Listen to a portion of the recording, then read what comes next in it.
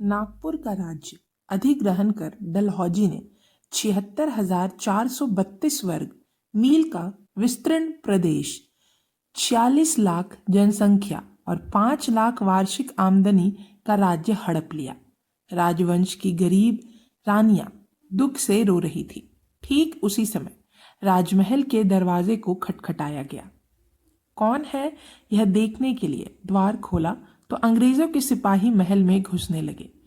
तबेले से घोड़े छोड़े गए। हाथी पर बैठी रानियों को नीचे उतारकर उन हाथियों को बाजार में बिकने भेजा गया। वैसे ही राजमहल की सोने चांदी की वस्तुएं छीन छीन कर नागपुर के बाजारों में बिकने के लिए रखी गई। राजपत्नी के कंठ में शोभित हार बाजार में धूल खाता पड़ा रहा।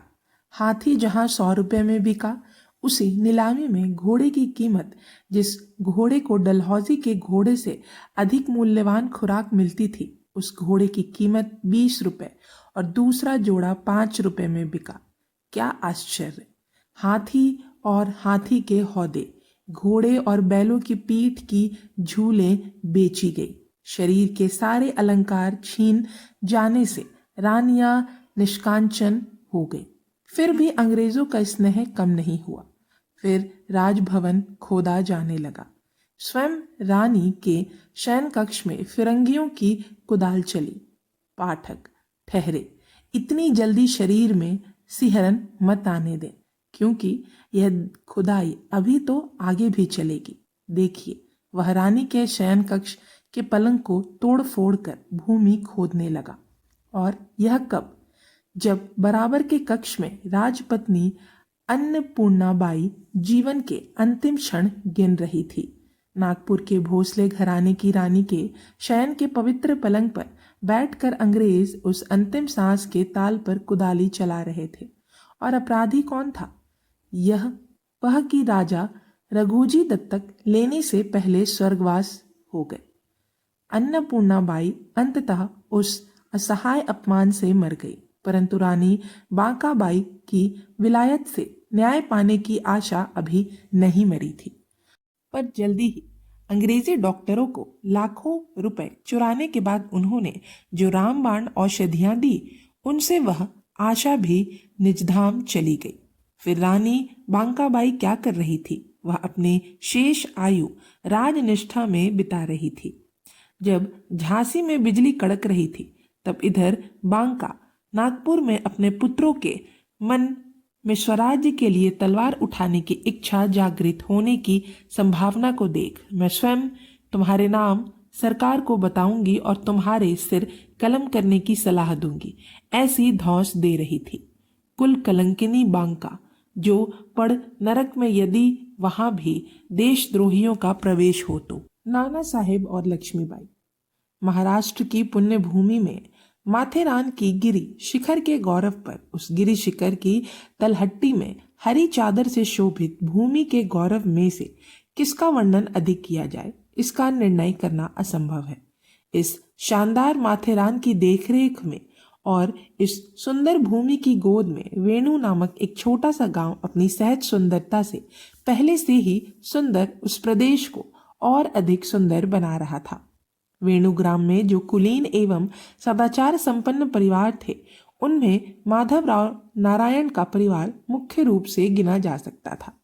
माधवराव नारायण और उनकी सुशील भार्या गंगाबाई का जोड़ा गृह दरिद्रता से पीड़ित होकर भी परस्पर प्रेम के सुख में स्वयं को भाग्यवान समझता था। उस पवित्र परिवार के उस छोटे से घर में सन 1824 में सबके मन और बदन उस समय उल्लास से खिल उठे जब साध्वी गंगाबाई के पुत्र को जन्म दिया। वह सुपुत्र और कोई नहीं, श्रीमंत नाना साहेब पेशवा ही थे, जिनके नाम से अत्याचारी राजाओं की देह कांपने लगती थी, जिन्होंने स्वराज्य और स्वतंत्रता के लिए मर मिटने वालों में अपना नाम अजर अमर किया।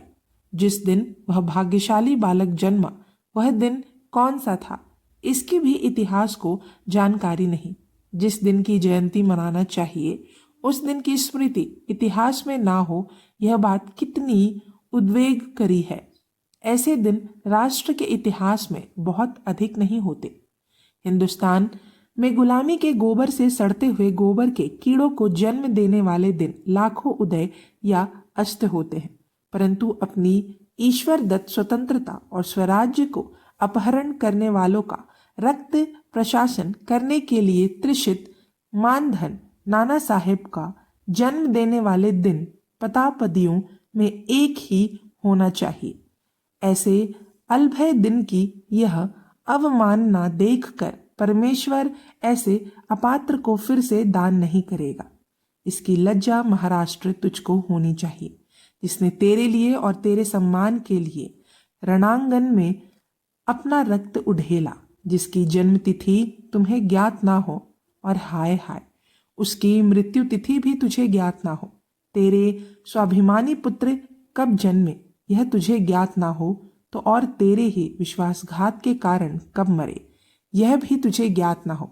इस अक्षम्य कृतघ्नता के लिए तुम्हारे लिए गुलामी की बेड़ियां का दंड ही उचित है, और वही तुम भोग भी रहे हो। यह गुलामी की बेड़ी 8 लाख रुपए में पहली बार खरीदने वाले कुल कलंकी अंतिम रावबाजी पुणे की राजगद्दी से उतरकर भागीरथी के तीर पर इसी समय आए थे। उनके साथ ही महाराष्ट्र से बहुत से परिवार भी आए थे। यह सुनकर कि उन सब परिवारों को योगक्षेम आश्रम में आकर रहने लगे। माधव राव नारायण भी इन्हीं लोगों के साथ सन 1827 में ब्रह्मवर्त में रावबाजी के आश्रय में रहने 100 परिवार चले गए। वहां रावबाजी की माधव राव के पुत्र से उनके बाल तेज को देखकर रावबाजी इतने चकित हो गए कि माधव राव उनके सगोत्री हैं यह ज्ञात होते ही उन्होंने नाना साहेब को 7 जून 1827 को दत्तक के रूप में ग्रहण कर लिया। उस समय नाना साहेब की आयु केवल 2.5 वर्ष की थी। इस रतह वेणुग्राम में जन्मा यह बालक अपने पूर्व संचित पुण्य अंश के कारण महाराष्ट्र राज्य के अधिपति की गद्दी का वारिस हो गया। पेशवा की गद्दी का वारिस होना महाभाग्य की बात है, परंतु ए तेजस्वी राजकुमार, उस भाग्य के साथ ही आने वाला उदायित्व भी तुम्हें स्मरण है कि नहीं। पेशवाओं की लड़ाई है, इसने बड़गांव की संधि की और सबसे विशेष महत्व की बात यह है कि अब शीघ्र ही अपवित्र स्पर्श से इसकी भ्रष्ट होने का अवसर आने वाला है या आ ही गया है। यह सब तुझे मालूम है या नहीं।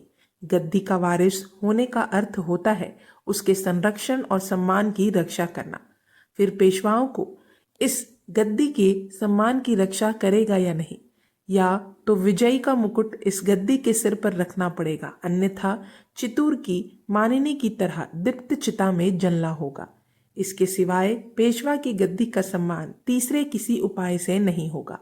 हे तेजस्वी राजकुमार, यह दायित्व ध्यान में रखकर तू महाराष्ट्र की गद्दी पर सुख से बैठ। उसके प्रारंभ जैसा उज्जवल हो, मरना हो तो मारते मारते मरे।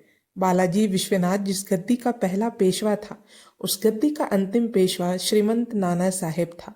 यह अभिमान पूर्वक इतिहास को कहा जा सके, इसीलिए हे राजत्योयुक्त बालक, तू महाराष्ट्र की पेशवाई गद्दी पर चीरकाल विराजमान हो।